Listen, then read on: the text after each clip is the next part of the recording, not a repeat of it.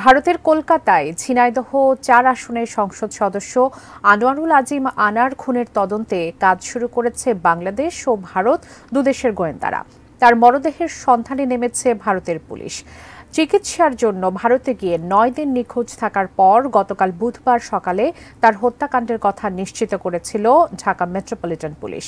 এ ঘটনায় সন্দেহভাজন ৩ জনকে পুলিশ গ্রেফতার করেছে। গ্রেফতারকৃতরা সম্প্রতি ভারতের কলকাতা থেকে দেশে ফিরেছেন। বুধবার সন্ধ্যায় নিহত আনোয়ারুল আজিম আনারের ছোট মেয়ে মুমতারিন ফেরদৌস ডরিন বাদী হয়ে রাজধানীর শেরেবাংলা নগর থানায় একটি হত্যা মামলা দায়ের করেছেন। দণ্ডবিধি ৩৬৪-৩৪ ধারায় দায়ের করা মামলায় অজ্ঞাত ব্যক্তিদের আসামি করা হয়েছে। এদিকে এমপি আনোয়ারুল আজিম আনারের হত্যার ঘটনায় বাংলাদেশ ভারত দুদেশের গোয়েন্দা সংস্থার বৈঠকের কথা রয়েছে আজ।